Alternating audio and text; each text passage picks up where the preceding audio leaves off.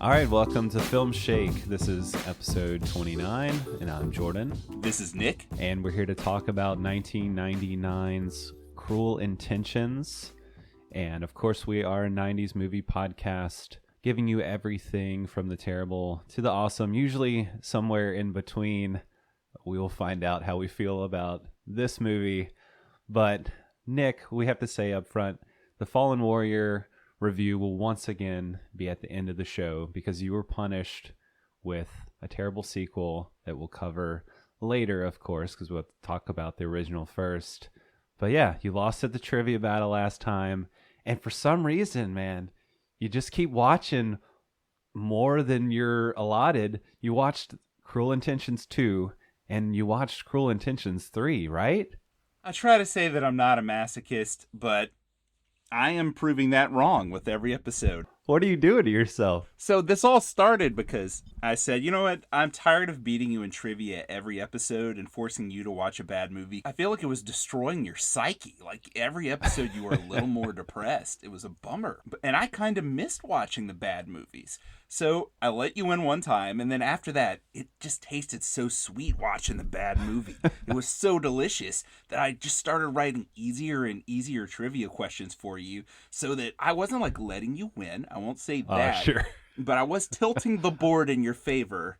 And even with the questions I wrote tonight, I feel like they're pretty easy. I'm setting myself up for another failure. And why, Jordan?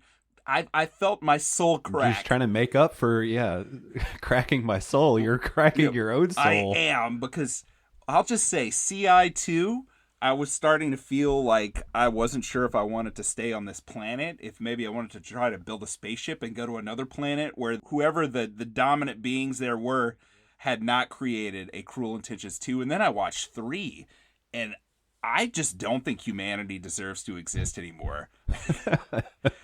Not that you had much hope to begin with, no. But yeah, you're really out of here now, right? Longtime listeners will know about my quasi-nihilist perspective on the human race and life, but I'd say that it's taken an even darker turn now. But we can't get to that quite yet. You know, we have to go in chronological order here. I just want to say I'm not to blame for that. I did not punish you with number 3. Actually, my wife had suggested that I make you start with 3 and skip 2 because we knew you were probably going to go there and watch all 3 of these terrible movies. Well, I should say the 2 terrible sequels, and we'll have to reveal how we feel about the first one. We don't want to give that away yet, right? So we'll see how it goes. We have, as usual, our trivia battle at the end of the show to determine who gets punished next with the possible terrible movie, maybe 90s movie. We'll see. We also want to say Cruel Intentions was a fan request that came in from Nicole. So thank you, Nicole. She wanted us to talk about this movie for her birthday, which is in May. And hey, mine is also in May. So happy birthday to you and me, and hope you enjoy the episode. And Nick, speaking of fan requests, we have our Patreon that we announced last episode, and we have 2 spots left for listeners who want to sign up for the Papa Special, the $5 a month, where you get the bonus episodes, plus you get to pick 2 of the 90s movies we cover every year, and we'll name a meatball sandwich after you. That's like right. Good old Papas. Yes. We didn't quite think it through when we set up the Patreon. We didn't realize everyone's going to go for that $5 tier because they get to right. They get to make 2 movie requests a year. And when we realized that was happening, we're like, oh, we got to shut this off. So that's it. There's 2 more spots available there where you get to pick 2 of our movies a year. And after that is shut down. Patreon's going to keep going, obviously. But that particular offering will be done. Right. And you really, if you want to make us suffer or make Nick suffer, just like add fuel to fire, you can pick some terrible movies for us to cover. And just, it's like your own way of choosing the punishment movie. So you kind of like just get that in there. So Nick, there might be more pain coming for you. Just be careful with yourself. I don't know. We'll see. I'm starting to lose my joy in bad movies already, and I might have to get back to just kicking your butt every single episode. Hey, you're where I was when we started this. Yeah, that's right. Now I'm just like, man, I don't have to watch 2 movies for this show. I only have to watch one, and one of them could be good. It could be good. I won't have to watch something absolutely terrible, but... You know what else could be good? What's that? I think we decided we're going to reveal one of the meatball sandwiches for our Papa Special tier Patreons per episode, and I do believe that you have one. That's right. We had multiple people sign up, but we wanted to space them out a little bit and give some love to the first that signed up here. So that's our shout out for Doug and Jamie from the Good Times, Great Movies podcast, good friends of ours. And they have a great show that we really love. And they're supporting us at the Pappas level. So they get a meatball sandwich shout out. And I'm going to go ahead and name their sandwich in honor of their 80s movie podcast, the Slumber Party Meat Tassacre. Meat Tassacre. This is a sandwich you'd eat at a slumber party, maybe with some busty babes. And there's meatballs, of course, lots and lots of meatballs, gluttonous amounts of meatballs that maybe you feel like you've been massacred after you've eaten it, but in a good way.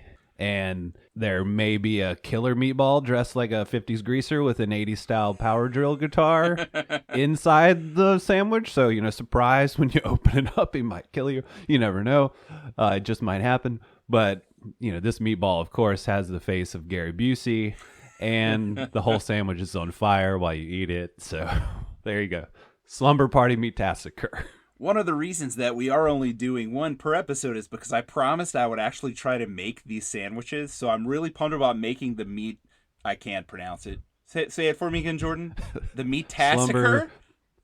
Meat. It's a play on the word massacre, of course, but I'm butchering it. Tassacre? Meat tassacre. Slumber Party meat tassacre. All right, well, keep your eyes open on our Twitter because I'm going to make this sandwich from scratch very soon and figure out how exactly a meat tassacre could be realized in our world as something that is edible and will not kill you. Will you craft one of the meatballs into the face of Gary Busey? Oh, I'll try, Jordan. Okay. I think that's a necessary element to any meatball sandwich we name for anybody or create in any way. Gary Busey's got to be on there somewhere. So that's just a taste for you guys, what you might be getting, what you're missing out from supporting us on Patreon. So again, thank you to Doug and Jamie for supporting us there, getting the bonus episodes, and they'll be able to choose 2 of the 90s movies that we cover. So I'm really looking forward to what they have in mind. Love their show again. They cover a lot of terrible 80s movies, and they're really hilarious. So if you like our show, you'll probably really love their show. Go check it out. Good times, great movies. That's right. Thanks. And you know what I wish, Jordan? What's your setup? What's going on? I really wish that Gary Busey was in Cruel Intentions.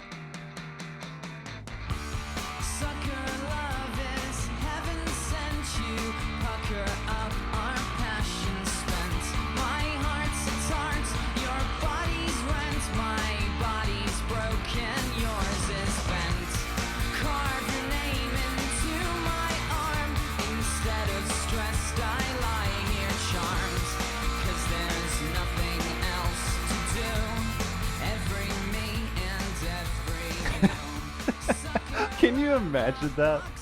Oh man, where would he fit? What would you do with Gary Busey?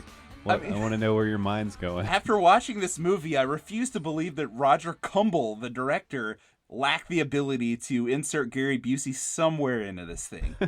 He should have been like the teenage heartthrob instead of Ryan Phillippe, however you say. So let's just get into this. Listeners, we can't pronounce this actor's name. No one can pronounce this actor's name. It seems simple, right? Everyone calls him Ryan Phillippe. Well, that's wrong. There's either a pay or a P at the end. Now, most pronunciations that I've seen in the thorough research we did for this episode says Phillippe. Actually, like pee, like you're going to go pee. You're going to Ryan Phillippe. But maybe not. Man, I got to go Phillippe. I'll be right back.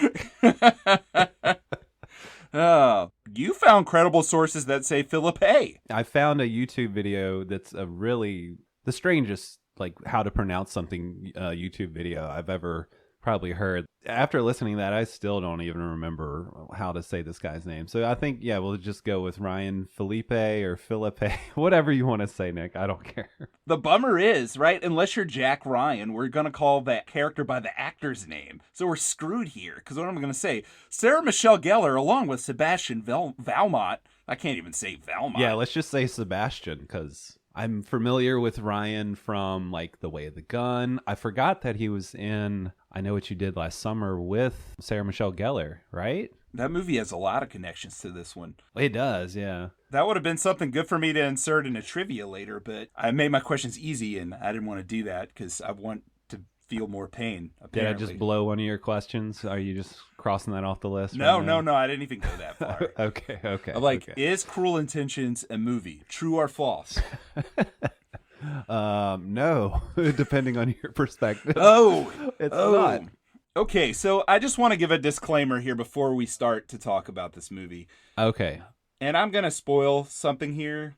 Neither one of us were fond of this. Now, back when this came out, I remember watching it, not in the theater. I did not go to see it, but I had a friend, Robbie, who had HBO. He taped the first season of The Sopranos for me. He would tape any new movie that premiered on there for me, and he'd bring it to school. It looked very illicit in homeroom when he'd be passing the VHS tape to me, and then I'd be putting it into my backpack. And one time, it was Cruel Intentions. This was right before I graduated high school, so sometime in the spring of 2000, and I watched the movie, and I was a huge Buffy fan, so I dug Sarah Michelle Gellar in this a lot, even though she was evil. But I remember thinking, like, Right. oh, that was all right. Like, I didn't think it was that great. I don't know if I'll ever watch it again. I didn't realize, in 21 years, I'd be hosting this podcast with you and that someone would ask us to watch it. And watching it again, I know a lot of people are huge fans of this, but just a disclaimer, I hope you still like us when we're done talking about it, because we are not huge fans of this movie. Do people? I mean, I know. Okay, so we have to apologize to your buddy Wes with Real Talk. We know he's a big fan of it, but are there really like ardent fans still about for this movie? Like, I don't really hear anybody talking about it anymore. Or it just seems like from the bygone era, the '90s, just kind of this forgotten thing that was a hit at one point, but. Are there still like really loyal fans to it? Does it have a cult following or anything? I think maybe it does have a cult following. I think Wes said that he saw it in the theater somewhere. Somewhere was showing it recently. So there are definitely people who are interested in still watching this. And I mean, Jordan, we just got a request for it, right? That's true. We just got a fan request for it. So yeah, people still like it, or maybe they love to hate it, or hopefully there's people out there too that are laughing at it like we probably will, coming up. Some of the ridiculous stuff going on here and some of the questionable stuff going on here. Lots of questionable stuff. I will say, though, it is a very faithful adaptation, modern day adaptation, obviously, but of the 1782 work by Pierre, and if you thought we said Ryan Phillippe wrong, wait till you hear this, by Pierre Chourlot de la Claw. Les liaisons dangereuses. My last name is Loop, just in case any listeners are wondering. That's French for wolf. Now, I don't have a lot of French blood, actually, but I'm butchering these names. And I grew up in a Creole parish in Louisiana where, like, French used to be the native tongue. I can't say any of these words. That book by that French dude. Yes, that French dude. Dangerous Liaisons, which this is based upon, it's very, very faithful. Pretty much everything that happens in this. But now I'm thinking, is that a good thing? Well, I wanted to have my own disclaimer just straight up, because I know your mom listens to the show, and even at almost 40, are you sure you want to go here and let her know that you've watched such a scandalous movie? Well, I think there's a difference between... I'm not even going to say it. I will. Between watching it and enjoying it. And if you enjoy this movie, you're a giant pervert. No, I'm just kidding. Yeah. You can watch this movie under certain terms. Well, I don't know. See, I feel like this movie is trash. And I'll just Yeah. I'll just tell you. So just in the worst way possible, yeah. yes, it's like not in trash like glorious City of Angels trash that I loved from our last episode. see, I like this better than that. And guess what? Oh, man. I'm just going to do this now. I give this a 4 out of 10. I gave that a 3 out of 10. So I like this one score point higher on a 10 out of 10 scale. I bring up your mom just because watching this, it reminds me of taking us back to when we first saw this, like you were talking about. So in 1999, I was something like the age of 13. I'm not sure where I watched it or with who, but it feels like a movie you'd have on at 13, like in your room with the door closed, your finger on the remote, just in case your mom walked in. You hit the input button, turn off the DVD player, and all of a sudden, Cartoon Network is on or something. It's just like, have you been in those situations too? Like, does that ring a bell where you're like, oh, I'm watching this kind of thing that, it's not that racy, but to my mom it might be. So, well, not that this is not racy, because this is, like we said, questionable content, but there's no actual nudity unless you count the butt shot with Ryan Phillippe by the pool. Or his butt stunt double, I'm not sure. It might have brought in the butt double like they did for Kevin Costner in Robin Hood that we covered. This is the same guy, same butt double. Same guy. That guy's butt is forever young. He's just like the only butt double, the only guy they could get in. That's You're right. like, hey, call the butt double guy. Every movie that has a butt, it's that guy. Yeah. But no, I was kind of surprised that there wasn't more nudity, or there was very little to none. But it's still, it's a sexual moments and sexual talk and that kind of thing. So yeah, just a disclaimer for all the moms listening. Well, you brought up an interesting point there, because whenever I saw this, I was old enough to vote, Jordan. This is oh, big timer. Big timer. But I do wonder too if maybe how this movie sits in certain people's memories could reflect more on age, because I had seen a lot more risque stuff than this, but watching it now, I feel like the end of the 90s and the early 2000s is kind of like the lad mag age. Do you remember lad mags? Like Maxim or FHM magazines, where it seemed like any up-and-coming actress had to pose in lingerie in these magazines, and they had this really irreverent attitude, where a movie like this that came out during that time period would just be considered like edgy in like a good way, like it's pushing boundaries and stuff. And then like I'll take that further, since I was in college during that period and I majored in English, a lot of the guys in my creative writing classes reminded me of not necessarily Ryan Phillippe's character, but just that attitude, though he does talk in this movie like them, because his voice in this movie is really special. He's like, I don't know how I'll ever recover from this pain that I'm feeling. Like, it's very muttery voice. It's really weird.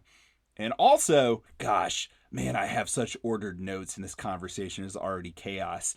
But watching it now, it was crazy to me. The first moment that he's on screen, he looks so young and so little. He's such a little guy. I always thought he was bigger than this. He was only 5'9", and I think maybe the fact that for the Star Wars prequels, I believe when they casted Anakin, he came up second behind Hayden Christensen. And when I thought about it, I thought, man, Ryan Phillippe is such a little guy to play the guy that would become Darth Vader. But in a way, I get it, because in this movie, there's like this menace lurking under the surface with him, where it looks like he could kind of do anything. Like he could just snap at any moment. And I kind of wonder if just him as an actor, if he's just got this darkness there that's like inherent and kind of scary. And then, in real life, this guy, post Witherspoon, because he and Reese Witherspoon were dating during this movie. They were married for a time. They had children. But he's had some issues with the law after that. One of his romantic partners filed a harassment report against him with the LAPD for some text messages he was sending. And then another one of his romantic partners afterward filed a lawsuit against him for allegedly punching, kicking, and throwing her down the stairs. And she was granted a restraining order. So there's like a danger about this guy, where watching it now and thinking about whenever George Lucas was casting Anakin Skywalker, who would do all those things that I just said, I can kind of see him like seeing that. And I'm not saying he's great at casting people or that he's bad at casting people, but just that I could see why, even though this dude really is a shrimp, he might be a black belt in Taekwondo in real life, but I still feel like I could pick him up and throw him over my roof.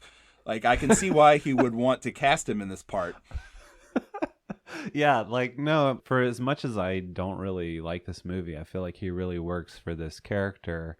And I feel like he would have probably been a better actor than Hayden Christensen and worked really well in the prequels. Might have redeemed them a little bit. Can see him really working in that role. But let's do a synopsis of the film real quick. So Sebastian, played by Ryan Phillippe. You seem really excited to be doing this, by the way.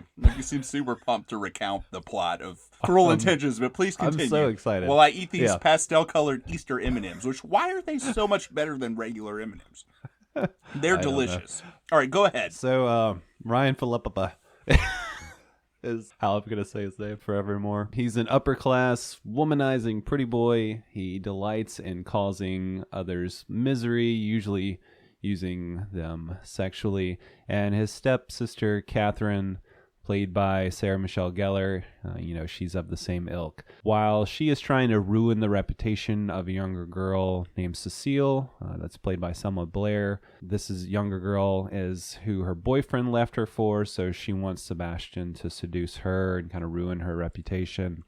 Sebastian is challenging himself to making a conquest of the virginal Annette, played by Reese Witherspoon. And Annette has pledged her virginity in the 17 magazine and is the new headmaster's daughter at their school. And Catherine and Sebastian make a wager over his attempts at seducing her. If Sebastian succeeds, Catherine will have sex with him. If he fails, she'll get his sweet ride. That being his car, not sex with him. Yeah, well, I guess we have to make that distinction because there's lots of euphemism to be had in this movie. But yeah, you were talking about that opening with him looking so little, like a little boy, like a little shrimp. And I think that has a lot also to do with how he is presenting himself in that scene. They're in the therapy session with Swoozie Kurtz, who interestingly enough was in the original Dangerous Liaisons with our boy Keanu. So here she's playing his therapist. We're first introduced to him as this kind of, I don't know, like meek and confused, like kind of creepy, just little kid. He's playing very hurt and vulnerable, but he's also trying to seduce her at the same time, and she's twice his age, so that's just right off the bat, like, okay, this guy's got some problems. And he's talking about how beautiful she is and how she has great legs that he wants to photograph. And then he gives her a prolonged hug, which is just really uncomfortable. And, this whole time opening scene, we're just seeing him like this, like, okay, this guy's kind of creepy, he's just kind of schwarmy, But then it's quickly revealed that he's actually some suave playboy type that has slept with her daughter, played by Tara Reid. And a young Tara Reid calls her after the session crying about how some guy posted nude pictures of her on the internet. And this guy said she had great legs and just wanted to photograph them. So then, the therapist is keyed in right away. Oh no, it's that schmuck, Sebastian. I love how we see this computer monitor with the therapist's book on the monitor, but the title's been changed to include slut, and there's a semi-nude picture of the daughter, and she just loses it. It's an interesting way to present his character, where first he's one way, and then we quickly reveal his true nature. Yes, it's really interesting that he does things that are now punishable by federal prison. So, right. Really interesting. Yes, really interesting. Here's where I realized the movie was terrible. I really think the first shot and the last shot of this movie, I think they're the best shots. I think they're the best moments of the film. It's him driving in his car, and you get this long panning shot of a cemetery, which is foreshadowing for later in the movie, and also maybe with some of the themes of the movie. And you've got that Placebo song, Every You, Every Me, playing, which that was a band I thought was cool in high school. They had that Friend in Need as a Friend Indeed song, and the guy sings in that androgynous voice.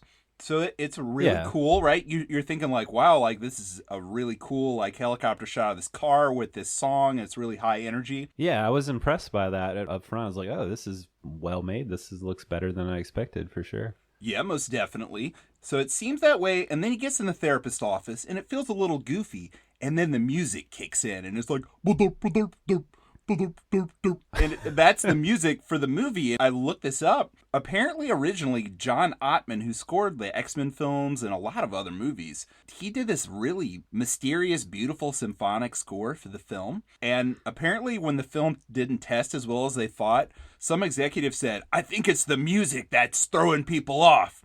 So they really quickly hired Edward Shearmer, who provides this kind of keyboard quickie soundtrack that just sounds like it would be something on like a really low budget WB teen soap. It's like, oh, the production value right there, not great. A good movie really wouldn't have this backing it. And then you get the scene with the therapist, and then you get revenge porn and slut shaming. And it's like played heroically and for laughs. Like you said, you loved it. I know you didn't mean that you loved it. But I mean, he comes out of there like, that'll teach that therapist to overcharge me. Meanwhile, like there's naked pictures of Tara Reid on the internet that he lied and manipulated her into getting. And it's really, really gross and really skeezy. But the movie's like, yeah, he might be a rascal, but he's pretty cool, right? Right. Because, I mean, soon as he comes out of the therapist's office, she's at the top of the stairs, like yelling behind the glass at him. And some random hot girl, of course, comes up to him and is like, "What's her problem?" And he says, "Looks like somebody needs therapy." And then he takes her off to lunch and they walk away holding hands. And, you know, he puts on the sunglasses like, "Yeah, I'm real slick." Yeah, like you said, it is played for like, oh, he really got her. And yeah, he's like this ladies' man kind of guy, like, look how cool. And that's like another thing that I wasn't quite sure how to feel about, or what the movie really wanted me to think about the characters. Because in some ways, like you said, it's kind of played heroically, and you're like, am I supposed to think this guy is cool or like just a complete douche? Because there's definitely times throughout where I feel like obviously they set him up as this very flawed character and he does a lot of cruel things. But then it tries to move you into territory where you're like, oh, but now he has a heart and he's changed. And I'm just like, no, but he's a total douche. Like, he did all these terrible things like 2 minutes ago. And now you want me to believe he's all of a sudden a good guy? Like, it's just hard to swallow. If you just take his actions throughout the film, what they are and what he's literally doing, he does a lot worse things than Sarah Michelle Gellar does, his stepsister, who's portrayed as the film's villain, who we'll get to what happens to her at the end. But I want to skip to it. I want to skip, Jordan. I can't. No, we can't skip. I'm skipping to the Don't end. do it. No, don't do it. All right, I'll save it. I'll hold it. Right. We were talking about Doug earlier. If Doug was here, he would definitely skip to it. I just want to say about him walking off holding hands with this girl, he's got an intense handhold in this movie, man.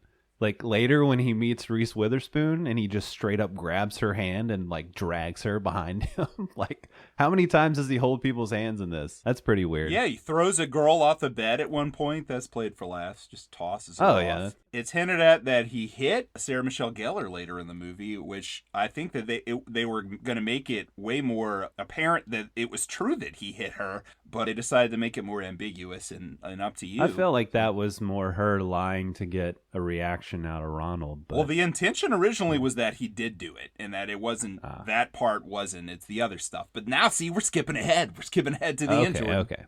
Well, we got to meet Catherine. So Sarah Michelle Gellar, his wicked stepsister, they're staying in this palatial estate where their parents are off, in Europe or somewhere. Where are we at? This is kind of like upper crust New York, like out in the Hamptons or something. Like where? See, crust reminds me of pizza. And to me, this doesn't remind me of pizza because I don't like it and I like pizza.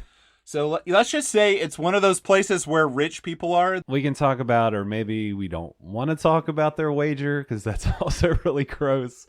So she wants them to seduce the younger girl, Cecile, Selma Blair, because her boyfriend left her for this girl. Probably because, Catherine is just a big B. But Sebastian is not into it. He's got too many irons in the fire, so to speak, I guess. He wants to seduce Reese Witherspoon. I wanted to bring up, we had a message from our buddy Robker, who's a listener and one of our Patreons. Thank you, Robker.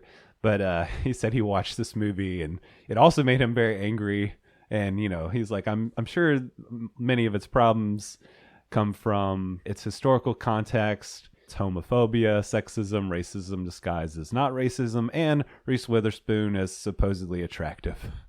So I don't necessarily think she's unattractive, but maybe other people had problems like Robker, but I just thought that was a fun dig. That's not an issue for me. I think she's cute. Not that it matters, Yeah. but to me, the problem is her character is so badly and inconsistently written. Like, is she religious?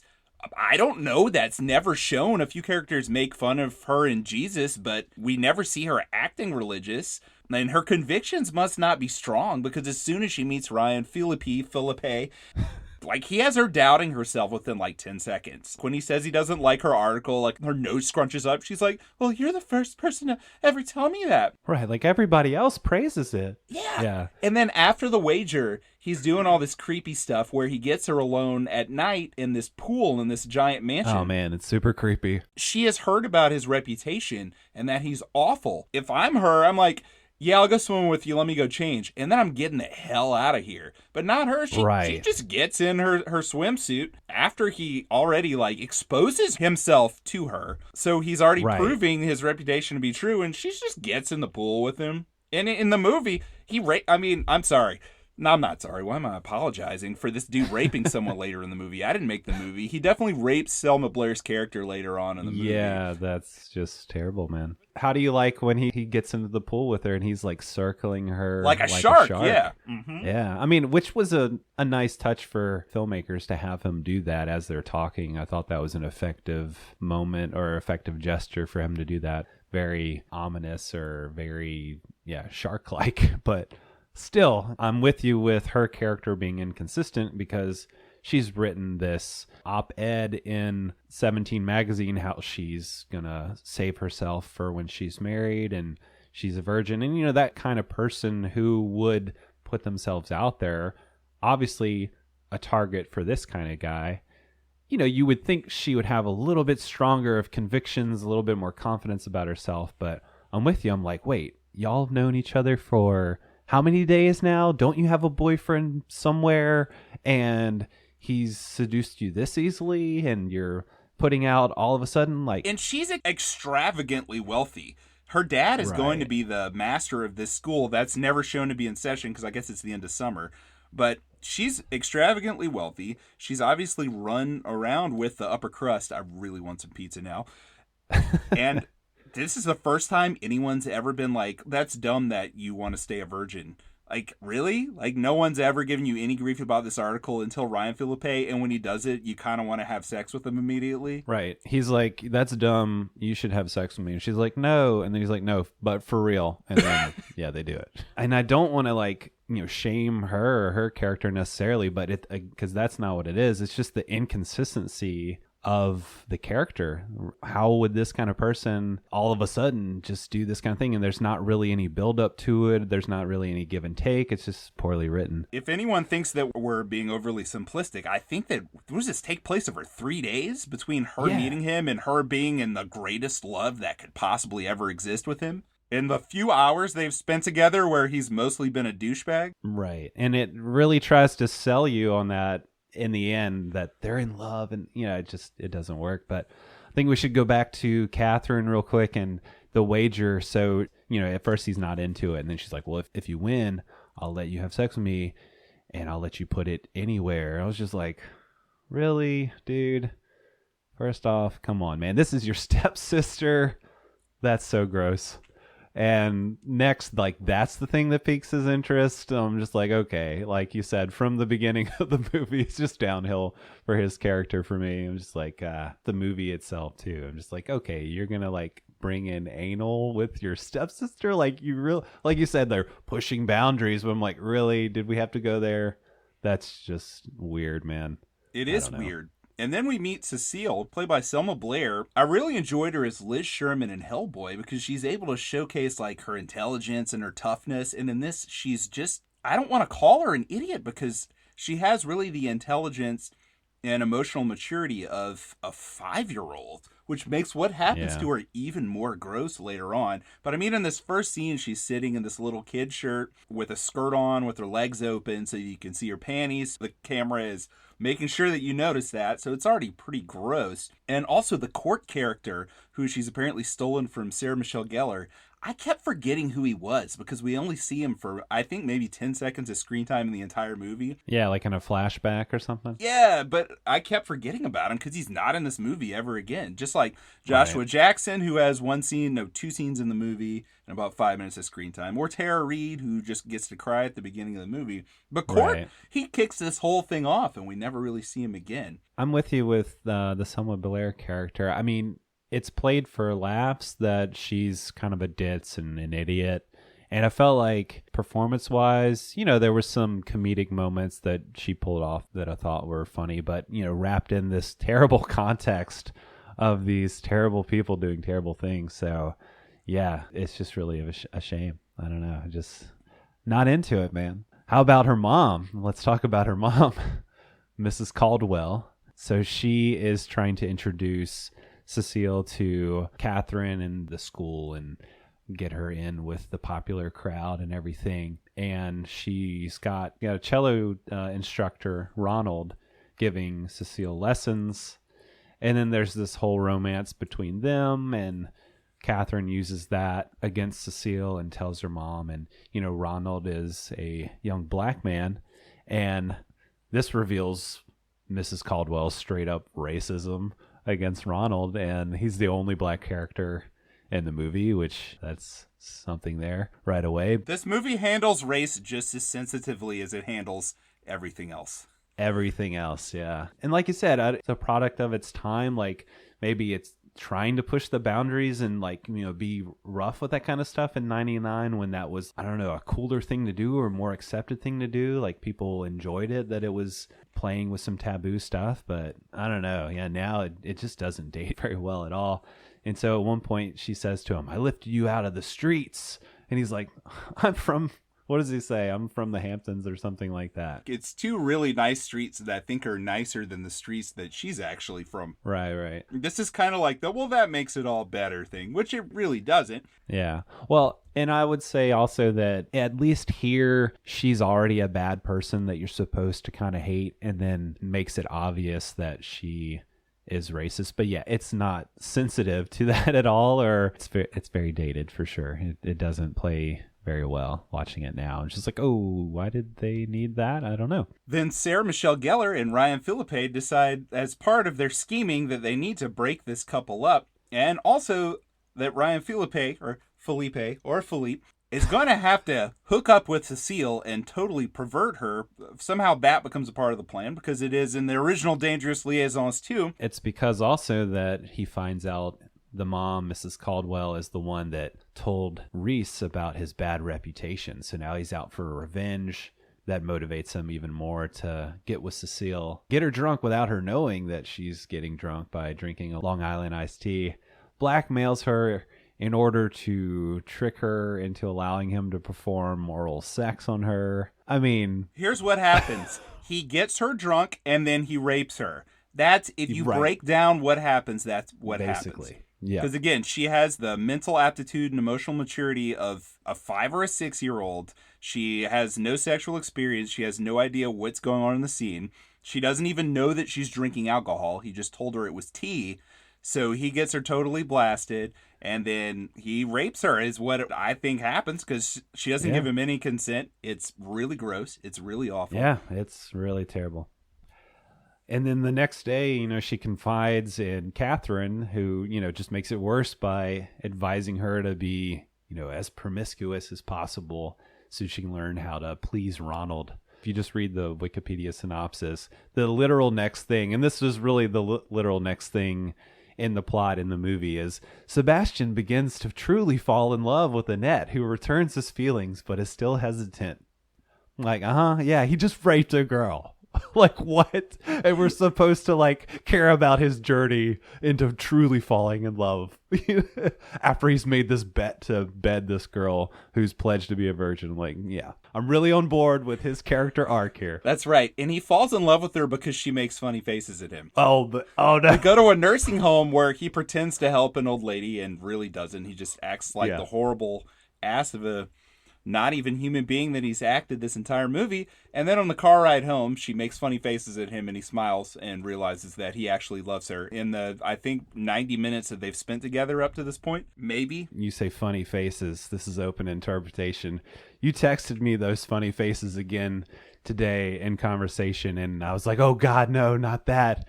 Anything but that, man, because this is what makes him laugh. Look at her face, man. She looks like the devil. It's legit scary. I was kind of freaked out. Like, she's sticking out her tongue. She's making, like, she's squinching up her face, horns with her fingers. I was freaked out by it. I was just like, this is what truly won this guy over and made him a good person. Like, oh wait, there's somebody scarier than me. It's Reese Witherspoon. These faces remind me of my Lord and Savior, Satan of hell. That's right. And this kind of ties into the end for me where I'm like, does she become the bad person? Like, her true nature is revealed. Maybe she was playing him all along. She's not like the virginal Annette. She's the true wicked one, maybe. I don't know. I think there's a reading there for that, especially with these faces, man. Well, one of the original endings of the film was that she would become that way, that she would be the one playing all the Cruel Intentions games. But that doesn't happen because that would have made this even worse. But let me talk about something that's actually good. Reese Witherspoon and Ryan Phillippe really do have great chemistry. Of course, they were dating at the time. They got married and had a child shortly afterward. And I'm going to be honest, right? Like, I'm not digging this movie at all. And the soundtrack, I think the opening song and then the ending song and then Colorblind by Counting Crows is really good. But, you know, we just covered The Crow, which has such a fantastic soundtrack. I pick up all the soundtracks for our movies, usually the score, but if there's not one, I'll get the song soundtrack. Or if the soundtrack with the songs is really outstanding like The Crow, I'll get it and the score. But with this movie, and my wife warned me because she had this soundtrack. She said, it's not the best. It's really not as good as you would think it would be. And it's not. It's got some weird songs on it that aren't that fun to listen to. But when they do play Counting Crows Colorblind and Ryan Phillippe and Reese Witherspoon make love and the camera just focuses on mostly their faces, it's all like chest up. It's a pretty hot scene. I mean, I have to give it that. This movie I think is really terrible. But that scene, as far as sex scenes we've covered on Filmshake, I think that's the best one up to this point. It's literally hot, man, because they are sweating. They are sweating.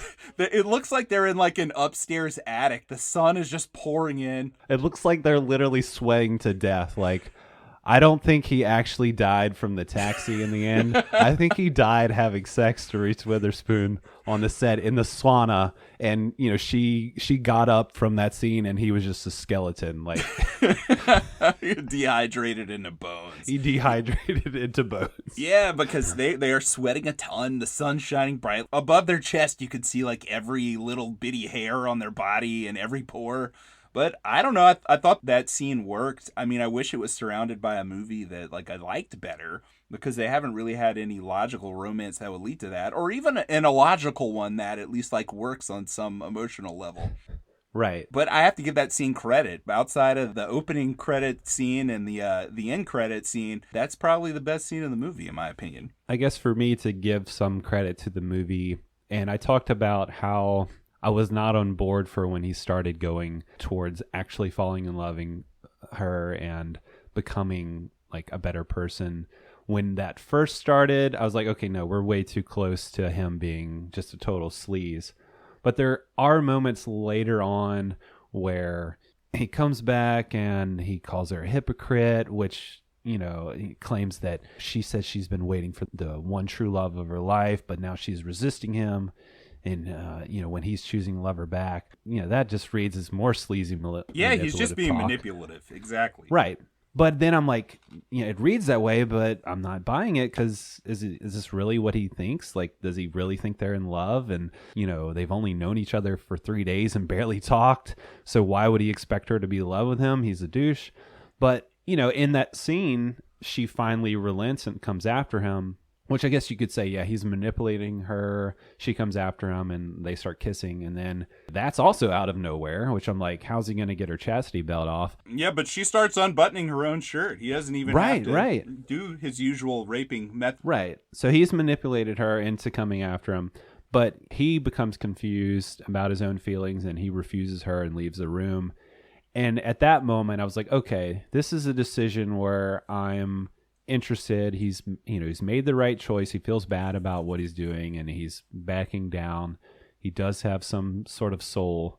And for maybe like 20 more minutes of the movie, I was pretty invested in where his character was going. Just, okay, they're building towards this change. And then later he tries to deny, like after they consummate their relationship, like you said in that sex scene, and Catherine kind of plays with his head and makes him call it off. He comes back, and a really emotional scene where he's trying to deny his love for her. And, I just wanted to see what you were like in bed. Tells her that he has no feelings for her. I thought, this is really interesting. And, you really feel for his character. I felt like the performance there was really well done. He's really good in that scene. Broken up. Yeah, he's crying. His tears coming down his face. Yeah, she's really upset. He vomited backstage in between takes because he was so emotional while they were filming it. Oh, man, yeah. You could tell. He was just like his whole body and like his whole face definitely invested in that moment. But yeah, just the tears coming down his face.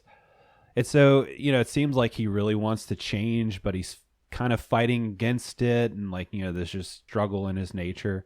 And I thought, his performance was just actually really good. And all throughout, I felt like, he fit the character well. Ryan Phillippe does a good job. Reese Witherspoon, Sarah Michelle Gellar. I feel like the performances are all believable. And there's some emotional moments. But yeah, like you said, just the content, the script, the story here, I'm just like really grossed out by it still and don't care for. Especially, I'm invested in those moments where he's kind of changed and he's trying to patch things up with her. But then where the story goes in the last third of the movie is just so ridiculous. Yes. Where I'm watching, the first part, I'm like, what am I going to talk about with this movie? What can we really laugh at? Because this is all really gross and sleazy. But then that ending is just so over the top and stupid. It's just pretty hilarious. Yeah, it's so goofy, and I can finally talk about what I wanted to talk about before, which is that Ryan Phillippe, hey, you know how we pass all those graves and headstones at the beginning of the movie? Well, that was foreshadowing, because he's going to die. Sarah Michelle Gellar kind of manipulates things to where Ronald thinks that, well, it's true. Ryan Phillippe did have sex with Cecile, Selma Blair's character. Of course, the way that this movie views it, it was a consensual encounter, which it wasn't, but that's all it takes to get Ronald very angry. Also, she says that he hit her, which, again, the movie leaves it ambiguous as to whether or not that happened. But Ronald gets real pissed. And again, I felt like this had some really weird racial overtones with, like, the hot-blooded, angry black lover, which I thought was pretty messed up. But he goes and fights Ryan Phillippe. Somehow, Reese Witherspoon gets into their fight. How ridiculous is that they're, like, all three walking around on the same highway? Yeah, well, New York, I don't know if you've been there, but it's really small, Jordan. You basically know everybody. Everybody. Everybody's everybody for sure. That's right. So she gets knocked into traffic. So now the heroic, Christ-like Ryan Phillippe knocks her out of oncoming traffic. He himself could have just grabbed her and rolled the two of them into a ditch, but instead he pushes her out of the way, then stares like a deer in the headlights at a taxi cab that's been hitting its brakes for, I think, a full hour of the film. It's like diegetic audio that you hear like an hour before, because that's how long it took for this guy to hit his brakes and to stop. So he hits Ryan Phillippe going about 50 miles an hour, which is enough to make him flip over the car, or flip in front of the car, and then still get some last words in. I love you, Reese Witherspoon, which is kind of the voice he's had the whole movie, that weird kind of croaky rasp. But then he dies. Right. How unbelievable is that he would die from getting hit by this car? Instantly. Like, he doesn't even go to the hospital. He's dead on the scene. I know. I didn't remember the ending. I was like, okay, is he going to be hospitalized? Like, he has a cracked rib or a broken arm? But no, the next scene is his memorial service. I was like, wait, he got hit by a car and died?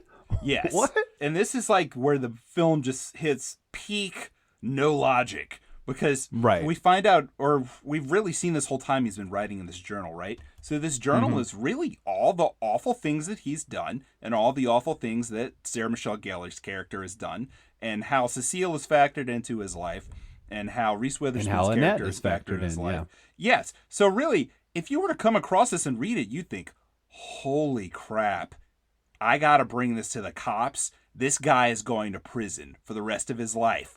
That's not how it's played in the film, though. At the funeral, it's passed out because Annette has made copies, and it's passed out by her and by Selma Blair and by Ronald, and everyone reads it, and they're all shocked and appalled at Sarah Michelle Gellar.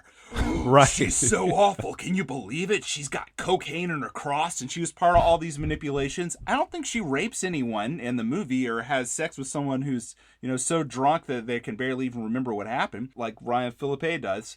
Or, they don't even know what oral sex is, and he forces them to engage in it. She hasn't done any of that stuff. But people read it, and apparently it makes him seem really heroic, even though, I'm not really sure who would find him a hero. I'm not really sure who would get past a few pages and not want to just throw it in the trash and then vomit on top of it and then go to therapy for the rest of their life. But apparently somehow this makes everyone at the funeral think that he is a hero who has passed on to the afterlife to have an eternal reward in heaven for his great deeds, and his sister, shame her, goddamn her, she is the worst person ever. What a great uplifting ending. And then Reese Witherspoon drives away with the original copy of the journal in Ryan Phillippe's car to one of the best songs ever recorded, the Verve's Bittersweet Symphony. I don't know where the hell she's going. I don't know what the hell she's doing. I don't know Why does she have his car? I don't know how she got the keys to his car. But that's the ending of this piece of shit. I hate this movie. I'm giving it a 4 out of 10 because I think the acting is good. The chemistry is great between Witherspoon and Phillippe, even though they're written horribly. And the opening and closing scenes are really pretty stunning as far as just the cinematography of the cars driving on the highway with the songs playing. I'll give it a whole 4 out of 10 for hitting a late 90s zeitgeist with those things. Oh, man. That song is pretty killer. I've had that song stuck in my head for a couple of days. It's an amazing song that this movie does not deserve. It doesn't. I'm sure when you die, your girlfriend of 2 days gets to keep your automobile, right? I mean, I'm sure he put that in his will right before he said, I love you, after the taxi hit him. And then she's driving away with the journal on the passenger seat and his black sunglasses on. And this is kind of what I was talking about. Like, what are we supposed to get from this? Has she become him now? Like, she's this good girl turned bad because she's taken down Sarah Michelle Gellar. She's the #1 mean girl now, right? It's just so strange. I'm like, I don't know what to think about her character in this movie and like where she's going, driving that car, wearing those sunglasses. I'm like, who are you, Reese Witherspoon? You obviously are the devil because you had the creepiest face in the retirement home scene. Well, that's the thing. It's such stunning, iconic imagery. It's such like a wonderful sensory experience of the movement of the camera in the car and the music and Witherspoon. And her hair's flying in the wind. Yes. Yeah. But again, logically, it makes no sense. It makes no sense, yeah. They could have, instead of that, cut to her in like a jungle in Borneo with like full scuba gear and also like bat wings attached to her back. And she says, it's time to go spelunking. And then they play Beethoven's Fifth. Like, that would have made just as much sense as what we got in this movie. Right. Man, yeah, it makes no sense. But talking about Catherine's character at the end there, and the journal, because, yeah, Annette and Cecile looks like she's in cahoots with publishing this journal and sharing it to everybody. And, it's like a 200-page manuscript that everyone has in their hand that they read the whole thing in like 20 seconds so they know how terrible Sarah Michelle Gellar is. But doesn't it also relate to everyone? Annette has pledged to be a virgin and she's had sex with Sebastian. So she's publicizing that too. And that doesn't make any sense. Yeah, it's just weird. It's a weird ending. It makes no sense. I loved how Catherine is trying to lead the memorial service and everyone walks out and she gets mad and stomps outside to the church. And everyone's reading the journal and it's playing the Bittersweet Symphony song. And everyone's heads are just shaking so disapprovingly in slow motion at her. They're like, bad girl. And the headmaster pulls out her cross and finds her cocaine inside and just like shakes his head real slow. Nuh-uh, bad girl. It's just so ridiculous. Women are evil and men are heroes. That was what I got from this movie. That's right. And this is the perfect point for me to say, And speaking of making no sense, Cruel Intentions 2 and 3, but you still got to give a score to this, Jordan. I think it gave this 2 out of 5. It's pretty bad, man. 4 out of 10. I don't know why. I figured we were going to be on the same page on this one. Yeah, I figured we would too. Looking up some of the other stuff Ryan Phillippe's done, I saw this Catch Hell 2014. I think it was when he wrote and directed this movie, but the plot synopsis really sums up our episode here. A fading Hollywood pretty boy gets taken and brutalized in Louisiana by 2 local men with his total ruination at heart. Which I wouldn't say I feel that way about the actor, but definitely this movie and this character. Yeah. Hey, you know what, though? There are worse characters in the second and third film, Jordan. You want to hear about those? Very briefly? Sure, why not? My soul can only take so much. Let's get into the Fallen Warrior review. All right, I'm just going to make some Edward Shearer Cruel Intentions transition music on my own. I'm just going to make it...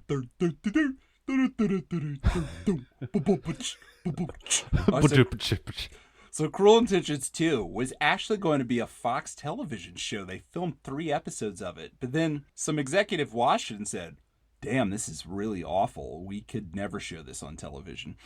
So they took that and then they added extremely crude rated R content to it as much as they could push to make it more marketable as a DVD.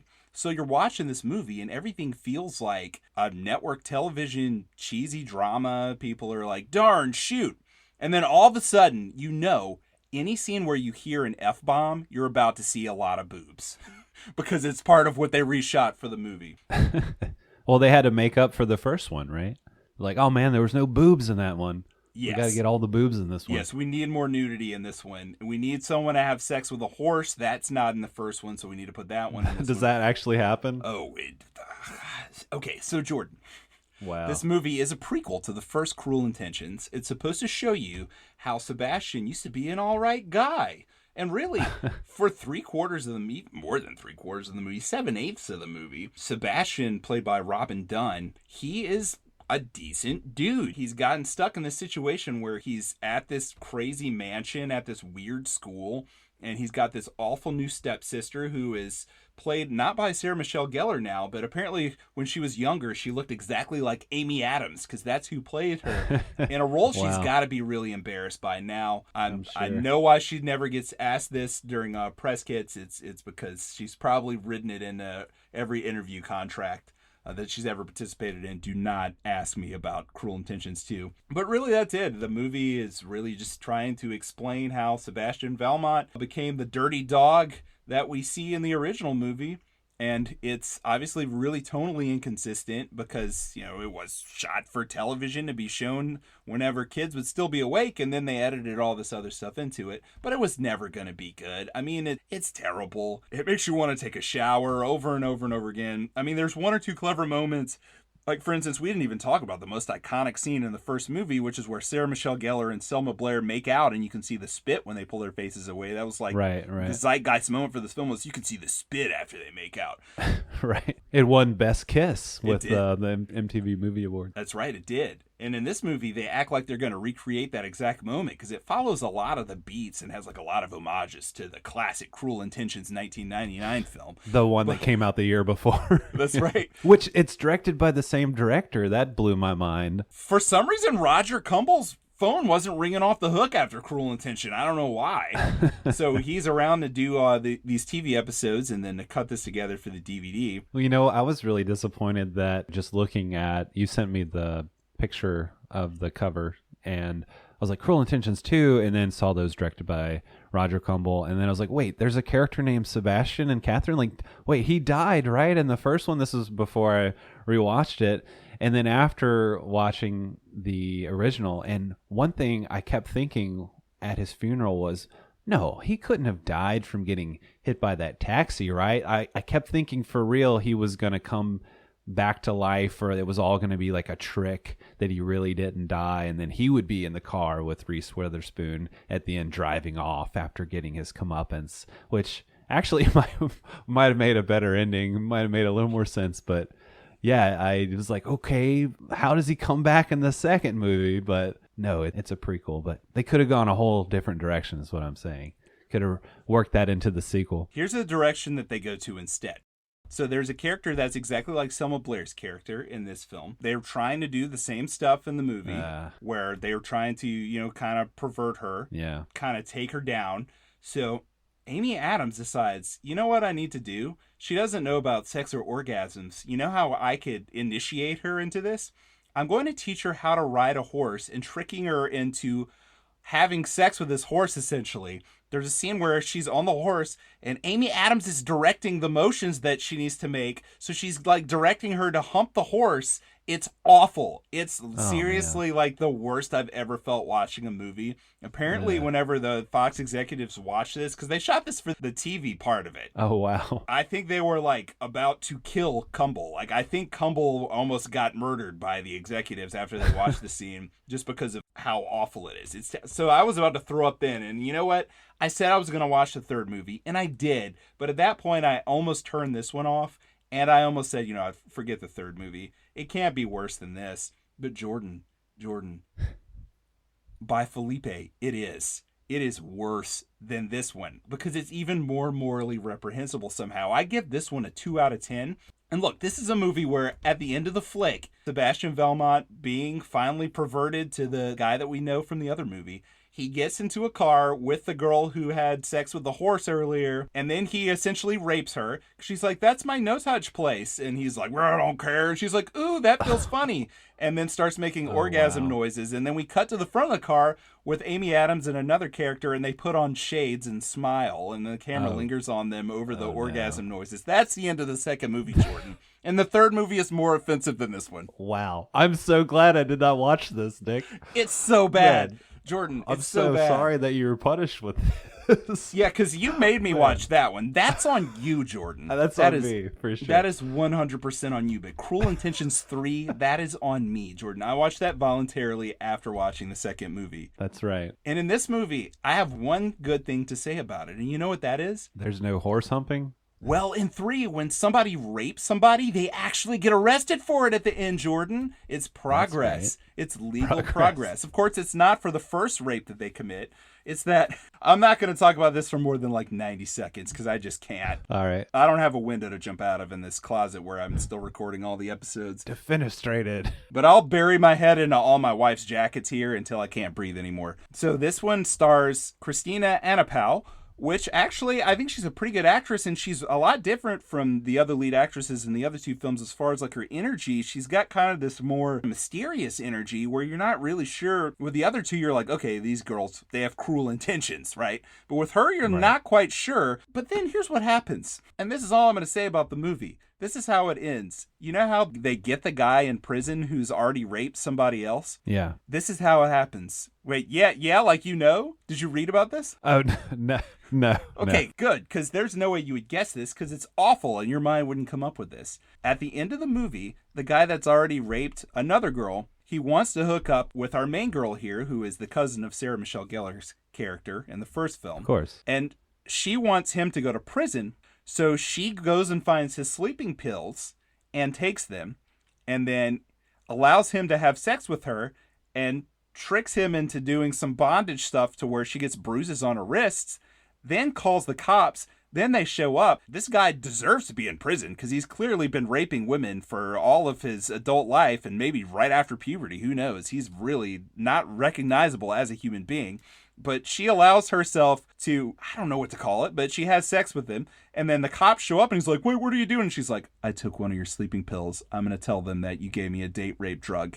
And then they're going to do a rape test and find that you did have sex with me. And there's bruises all over my arms. And you're going to go to prison forever. Suck it, dog. And he does. Wow. And that's the end. Oh, wow. So it was awful. It was a terrible movie. Wait, did you say he dies or he goes to jail? No, he's like, you bitch. And then he goes to jail. And she's like, ha. And then the lead guy's like, damn, that was cold, but we finally got him. Now you and I can be together. And she's like, actually, no, I think I'm in the mood for some cruel intentions. And that's basically the end of the movie. And I can't remember if she says that or not, but I don't even care. I'm just going to say that's the end of the movie. That's the last lines. Oh, wow. I'm just going to say she does. I'm pretty sure she doesn't say that, but that's the gist of it. Wow, man. Are you in the mood for more punishment? Like, it sounds like you had a great time with those two movies. Well, now it's all I know, Jordan. I'm like one of the characters in these movies. Like, all I know is filth and pain, and I just want more of it. So I'm not going to make these questions that I wrote for trivia any harder than they are.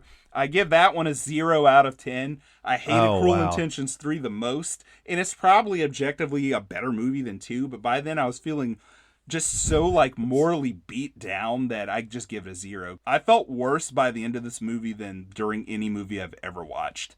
And It's probably the effect of watching 3 of these movies back to back to back. Like back to back, yeah, that's rough. But man. I just felt awful. All right, so compared to the Crow quadrilogy, would you say you felt worse? Oh, way worse, right? Because I love the first Crow movie. And really, since we did that episode, I've been thinking like, man. But you gave a 0 to the fourth one as well. So similar trajectory. But just because it was bad, right? So the second one is only the Crow movie where I'd say like morally, like there's things in there that just gross me out. Just because it's so icky, right? And it's got that icky S&M setting that you really dug and you really enjoy because you're a bad boy. It's also really iggy. It's really iggy. It's really Iggy Pop. And then the third one, I like the third Crow movie. It was trash, but I enjoyed it, and it didn't make me feel like I needed to take a shower until my skin boiled off when it was over. And then the fourth one just sucks. It's just a terrible movie. Like, I didn't feel bad about humanity or the human race. I just thought, man, this was a really incompetently made movie on a really low budget. But with these Cruel Intentions movies, I just felt like a moral crisis. Like, should I join a monastery? Should I not watch movies anymore? Right. Oh, man. Where I was done. That's a whole nother level for sure. I hate this series. I would go so far as, after watching all 3, to say that Cruel Intentions is my least favorite trilogy of any film trilogy I've ever seen, and it's my least favorite film series of any film series I've seen. Well, I don't want to go there so far because I haven't seen the second or third and don't plan on watching those ever, but thank you for taking the dive and letting me and all our listeners know what not to check out. So before we move into our trivia battle, we got to do our movie connection time. So did you have a connection for this to The Crow, or do you want me to? I have a double connection. They're both listener requests, and they both start with a CR. What do you have? Well, you let me know about this because you watched all these movies, but in the Crow series does feature Tara Reid and Eric Mabius. Oh, and they do Eric Mabius wrong. He plays like the worst character in the first movie, which is saying a lot. In Cruel Intentions, yeah. The homophobia stuff, that's what Robker was alluding to, is everything to do with his character. And he's just awful, too, because he has no loyalty to anyone. He just doesn't want anyone to know that he's gay, so he just does really awful stuff. He turns on everyone. And I love Eric Mabius. I've liked him in the third Crow movie, and I just, thinking of everything else I've seen him in, I really like him a lot as an actor. And I really like Joshua Jackson. I think I liked how he hammed it up in this movie. Yeah, he was pretty hammy. I think he's a decent actor, and just seeing his face, me and my wife have been watching Dawson's Creek recently, and he's in that, and it's just the worst TV you've ever seen. But even in the worst TV you've ever seen, I'm still like, yeah, he's an all right actor. He's pretty good. I think he's pretty great in Fringe, which I think is a good show for the vast majority of its run. I think it's almost a great show. So that's really my major experience with him. My sister used to watch Dawson's Creek, and I'd go on the internet or play computer games and kind of just like listen in. The only episode I actively watched was the finale. We've joked about starting our own podcast called Dawson's Crunk, where we just drink tiny sips of wine while we watch. Every time someone says something like ridiculously over the top, we'd have to take a tiny sip of wine because otherwise we'd be dead. Because that show is the dialogue, man, is so ridiculous. One of the first things one of the characters, the teenage characters that are like 15 or 14, say is sexual theoretics. I'm just like, wait, what is the garbage coming out of these people's mouth, man? I was like, this is made in the 90s. Wow, this is so bad. But anyway, yeah, Joshua Jackson. That's what I got for Movie Connection for Tara Reid and Eric Mabius, both being featured in both of these series. So, all right, we can move on to the trivia battle. Hold it! Pop quiz, hot shot. All right, Jordan. Well, like I told you, I'm used to pain now. It didn't take long. Now I get where you were coming from. So I think my questions are too easy, and I'm probably going to lose. But let's go. Could you ask me a question first this time? Let's do it. Well, I don't want to add more pain to you, but I am using the Fred Willard book, which I know you hate. You son of a bitch.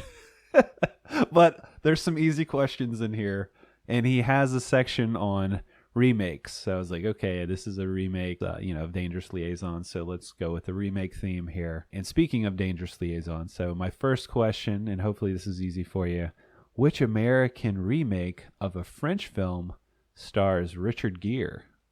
Would it be A, Dangerous Liaisons, B, Men Don't Leave, C, 12 Monkeys, or D, Breathless? Was he in Dangerous Liaisons? Is that your answer? Yeah, why not?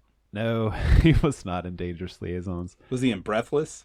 He was in Breathless, yeah, from See, 83. that's what I wanted to guess, because I knew that was the right answer, but I also deep down want to lose, so. Of course, yeah, because you're masochistic.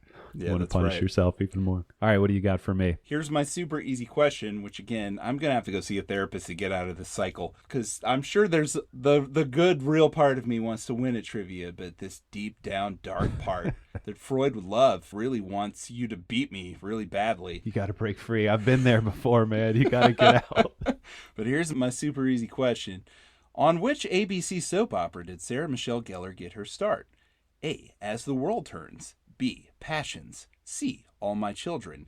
D, Days of Our Lives. E, Mace Me. Oh, man, I actually don't know this. I don't know her early career that well. I was looking at her IMDb and realized or noticed that she was in a lot of Burger King commercials. But That's right, she was a cute kid. I'll just say Days of Our Lives. Was she in that? No, that's wrong. She was in All My Children. All My Children. I don't even. Yeah, I don't think I've ever seen that show. Oh, I thought that was SMG common knowledge, but I forget that you weren't a Buffy fanatic, which I was. But I don't know if I am anymore. Cruel Intentions has just killed it for you. Yeah. No, I'd say Joss Whedon has killed a lot of things for me in the past few months, but Yeah. he's done a lot worse to other people that he's actually physically encountered in real life. Yeah. So you missed the question. What you got for me? All right. Hopefully this is a easy one for you as well. So continuing the remake theme, which Martin Scorsese film is a remake? Is it A, Casino, B, The Aviator, C, Cape Fear, or D, Taxi Driver? C, Cape Fear, and I know that's right. Yeah, that is right. You Part got of it. me wants to live, Jordan. That's right, man. I'm just throwing you a bone. Just sparking that motivation to live. And Part that wants to suffer wanted me to say The Aviator, even though I know so much about that movie and know for a fact that it's not a remake. I just really wanted to just throw a wrench in winning. come on, man. You All got to right. live. You got to choose to live. All right, I'm going to try to get my hope back. Maybe through this trivia, or maybe it'll be crushed forever. Here we go. Cruel Intentions cinematographer Theo Van de Sande worked on one other film in 1999. That movie was A, Big Daddy, B, Payback, C, Star Wars Episode 1, The Phantom Menace, D, Arlington Road. Are you throwing in the Phantom Menace like you've done in other episodes of like, Well, it's been right sometimes, so you never know. oh yeah, no, I'm not gonna dig it. I don't know. And you say these are easy questions. I'm not sure who the random cinematographer what he worked on the same year. I'm gonna guess Payback. Is that right? No, it was Big Daddy. Oh, it was Big Daddy. Okay. Yeah, very disparate from Cruel Intentions. I think why I think this question is easy is because I think Payback and Arlington Road are both good movies, and Episode 1 is probably not going to have the same cinematographer as Cruel Intentions, so that's why I thought it was easy, but maybe not. Yeah, well, you got me there. So my next question, which actress has not played the female lead in any King Kong films?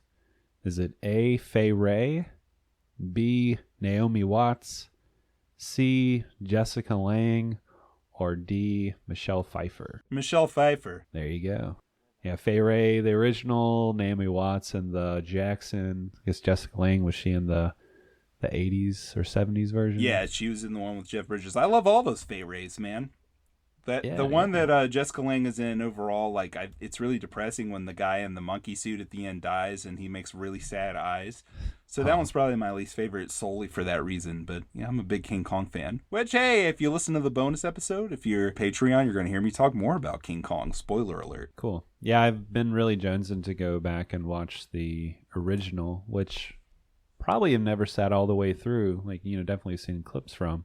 But I was listening to, I think, Film Spotting. They were comparing the original Godzilla to the original King Kong, and they just kept talking about how awesome King Kong was. I was like, yeah, I need to go back and watch that. It's phenomenal. I've said in a much earlier episode, I think I got my dark sense of humor from that movie because I watched that with my dad when I was very young, and every time Kong stomped on someone, he laughed hysterically, and I thought, oh, that's what's funny. That's what's funny. A giant, unfathomable force killing a peon of a human being. And, that's how it's shot, right? It's a little bitty person and a big giant thing they can't comprehend is stomping on them, and my dad's laughing, so that's what's funny. And I still think that's funny. That's how I get up out of bed every morning, Jordan. Hilarious. All right, here you go. Third question, which if you miss, I guess I win, so I'm sure you'll get this right. Which 1999 or 2000 film did Edward Shearer not score? Was it A, 10 Things I Hate About You, B, Blue Streak, C, Jacob the Liar, D, Charlie's Angels? Man, this is, again, just a guess in a bucket for me. I don't even remember all the answers. Let's just say Blue Streak. Did you tank that on purpose? No, I'm totally guessing. Again, the common theme here is this. Edward Shearer's music, whether it was his fault or not, for Cruel Intentions sucks, and Cruel Intentions sucks, and Blue Streak sucks, and Jacob the Liar, I think it sucked, I can't remember well, and Charlie's Angel sucks, but 10 Things I Hate About You is a legitimate classic, which he did not score. The answer is 10 Things I Hate About You, and I want to live again, I think. I won, and I think I want to live. I don't think I want to watch really bad movies anymore. You get to persevere, my friend. You have hope in your life. I forgot that I could win because of my cruel experience that I just had. So I didn't even quite pick out a punishment movie for you yet. Why don't you let us know what movie we're covering in the main body of our next episode? And maybe that'll strike something in my brain, which will give me a punishment for you. I think it will strike something in your brain. I like how you throw in that verb because we're going to be watching 1997's Anaconda, starring John Voight, Jennifer Lopez, Eric Stoltz. Owen Wilson is in this thing. I do not recall that, but this is about, if you don't recall, a National Geographic film crew is taken hostage by an insane hunter. I'm remembering that's probably John Voight, who forces them along on his quest to capture the world's largest and deadliest snake, the anaconda. And yes, if you want an easy punishment to correspond to Anaconda, you might go with Anacondas, The Hunt for the Blood Orchid from 2004. Strangely has only 1 point less than Anaconda on IMDb. Anaconda's at 4.8. Anacondas is at 4.7. So yeah, hit me with that if you want, or if you have any other ideas. We could just continue down this train of terrible sequels as our punishments if you want. You like that, wouldn't you? Get your name in the National Geographic. Anacondas. Anaconda's The Hunt for the Blood Orchid. Well, guess what, Jordan? I'm not going to make you watch that because my cruel streak has returned. That's what Cruel Intentions brewed in me, not the desire to lose and be punished, but the desire to punish. And I want you, Jordan Courtney, I want you to watch Snakes on a Plane. Oh, nice. How is that a cruel streak? I don't understand that. Let me tell you something. I have seen Snakes on a Plane. The idea of Snakes on a Plane sounds brilliant, right? I mean, it's Samuel L. Jackson on a plane saying the iconic line about what he's tired of on the plane. And you know what, Jordan? This movie sucks. It is one of the most boring movies I've ever seen. I think even a child could have created a more interesting film based around this concept than David D'Alessandro and John Heffernan did.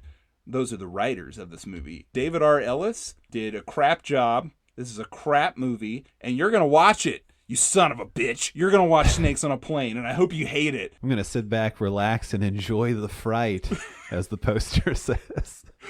Man, yeah, I've actually never seen this, but hey, it's got a 5.4 on IMDb. It's above Anacondas, so It's above even Anaconda, the movie that we're going to cover. But yeah, I'll take your word for it. It probably will suck really bad, but I am hoping that I can enjoy laughing at it and its ridiculousness. So we'll see. We'll see how that goes. We'll see. So tune in next time for our snake-themed episode. Just kicking off our summer just right. Snakes are coming out, getting wily. I just watched another movie with snakes in it too. Weird. So yeah, this is definitely a theme. Yeah, if you thought, how am I going to start off my summer without some Eric Stoltz? Guess what? Eric Stoltz is coming along for Anaconda. He's going to be there. And Jennifer Lopez, and Ice Cube, and John Voight, and Jonathan that's right, Hyde. Ice Cube. Yeah, and you said Owen Wilson, but I'll say it again. Owen Wilson. Owen Wilson. He's in this Owen movie. mother-freaking Wilson. That's right. In Anaconda. Everybody's favorite bottle rocket. You're going to rush more to this movie. When you can't breathe, you can't scream. Which, it feels like a total rip on Alien, but... Oh, for sure. Jordan, what's this rated? Is it PG-13 or R? It is PG-13. Okay, so I've only seen this on television and kind of while I was doing other things with it on in the background. So yeah. I'm hoping that even though it's only PG-13, that the actual non-TV cut of this movie has some incredible snake-eating violence that I haven't witnessed before. I'm sure it's got a little bit more. I remember watching it on VHS, but yeah, it's been so many years. I don't recall a whole lot about it. So yeah, I'm looking forward to getting back into it and watching J-Lo fight these snakes. Or this snake, this one giant snake. But I feel like we've done a lot of bad movies on the show lately, and we've done some really good movies on the show. And I'm hoping this will bring us back into our comfortable territory of the good bad. Because, this is probably not a great movie, but I'm hoping to enjoy it for its kind of cheesiness and its schlock and the whole action adventure horror. Can't remember if the snake is CG sometimes or there's some cool practical effects, but yeah, no, it's probably all CG hell from the late 90s. Maybe we'll laugh at that. Maybe we'll have a good time watching it. I don't know. Maybe it'll have some good parts. I don't know. We'll see. Whatever happens, Jennifer Lopez and Samuel L. Jackson are going to kill some snakes. That's right. Either way, we're going to see some snake death or some death of snakes or snakes killing people. One way or the other. Whatever it is, it won't be Cruel Intentions. That's right. We are moving on from this travesty. But sorry, Wes. Sorry, all the lovers of Cruel Intentions, if we hated too hard. And to the person who's listening to this near their birthday who requested it. That's right. Sorry, Nicole. Maybe you also hated this movie and wanted us to hate on it. I doubt that. But either way, here you go. This is our episode. So... thanks, everybody, for listening. Again, thank you to all our Patreons so far who have signed up and are supporting us. If you want to get bonus content like them and get some other perks for the show, you can visit patreon.com/filmshake. Always, you can email us and give us a shout out. Let us know what you think about the show, or if you have any thoughts or questions, you can email us at filmshakepodcast@gmail.com. And stick around for next episode. Should be coming out in about a month. We'll have our snake theme coming at you. That's it for Filmshake. We'll catch you later. Take it easy.